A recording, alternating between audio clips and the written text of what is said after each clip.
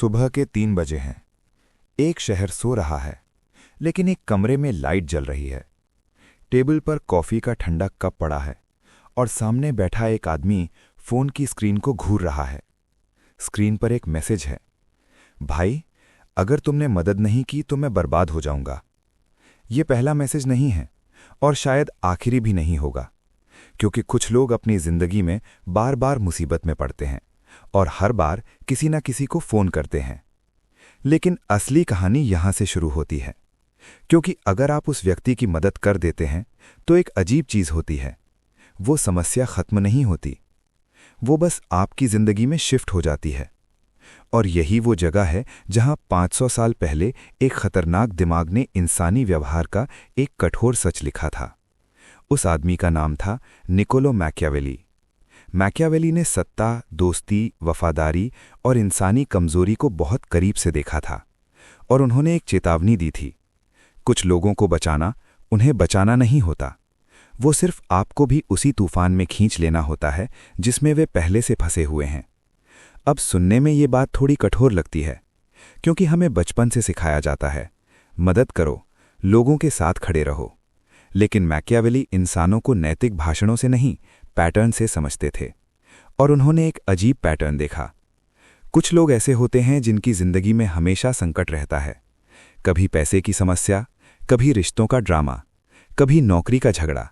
हर बार कहानी अलग होती है, लेकिन परिणाम हमेशा एक जैसा होता है, अराजकता, और फिर एक नया संकट। अब यहां एक दिलचस्प सवाल पैदा होता है, क्या ये सिर्फ बदकिस्मती है या ये कोई पैटर्न है? मैकियावेली का जवाब बहुत सीधा था। कुछ लोग सिर्फ मुसीबत में नहीं पड़ते, वे मुसीबत को अपने आसपास पैदा करते हैं, और जो व्यक्ति उन्हें बार बार बचाता है वो धीरे धीरे उस मशीन का हिस्सा बन जाता है जो संकट पैदा कर रही है। ये सुनने में अजीब लगता है, लेकिन इसे समझने के लिए हमें इंसानी दिमाग का एक छोटा सा नियम समझना होगा। जब कोई व्यक्ति गलती करता है और उसे उसके परिणाम नहीं भुगतने पड़ते, तो उसका दिमाग क्या सीखता है? वो सीखता है, गलती करना सुरक्षित है, क्योंकि हर बार कोई ना कोई आकर मुझे बचा लेगा। यहीं से खेल शुरू होता है।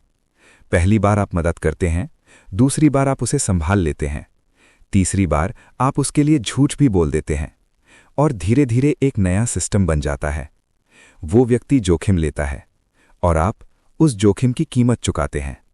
मैकियावेली ने सत्ता की दुनिया में यही खेल बार बार देखा था।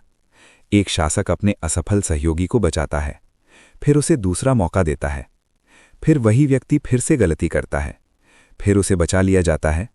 कुछ साल बाद पूरा सिस्टम कमजोर हो जाता है, क्योंकि गलत लोगों को बचाने में सही लोगों को नजरअंदाज कर दिया गया होता है। अब यहां कहानी और दिलचस्प हो जाती है, क्योंकि सवाल सिर्फ ये नहीं है कि कुछ लोग हमेशा संकट में क्यों होते हैं, सवाल ये भी है कि कुछ लोग हमेशा उन्हें बचाने क्यों पहुंच जाते हैं। अगर आप ध्यान दें तो बहुत से लोग एक खास भूमिका निभाते हैं। वे खुद को एक कहानी में देखते हैं, मैं वो व्यक्ति हूं जो सबको बचाता हूं। ये सुनने में बहुत महान लगता है, लेकिन दुनिया में कुछ लोग ऐसे होते हैं जो इस कहानी को तुरंत पहचान लेते हैं, और फिर खेल शुरू हो जाता है। वे पीड़ित बन जाते हैं, आप उद्धारक बन जाते हैं, और ये नाटक चलता रहता है। संकट, मदद, संकट, मदद। धीरे धीरे आपको लगता है कि आप एक अच्छे इंसान हैं, लेकिन असल में आप एक पैटर्न का हिस्सा बन चुके होते हैं। एक ऐसा पैटर्न जो कभी खत्म नहीं होता। ये थोड़ा वैसा ही है जैसे एक व्यक्ति हर बार उसी गड्ढे में गिरता है और आप हर बार उसे बाहर निकाल देते हैं।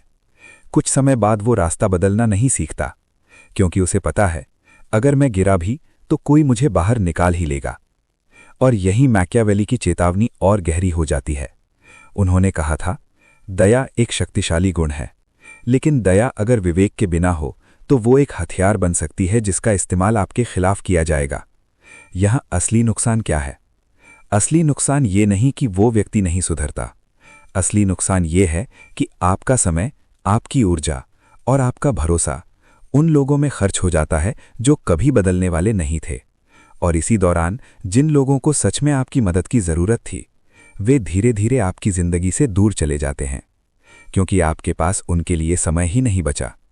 यहां एक अजीब विडंबना है। जो लोग खुद को सबका रक्षक समझते हैं, कई बार वही लोग सबसे ज्यादा थक जाते हैं, क्योंकि वो एक ऐसी लड़ाई लड़ रहे होते हैं जिसका कोई अंत नहीं होता। तो शायद असली सवाल ये नहीं है कि किसी को बचाना चाहिए या नहीं।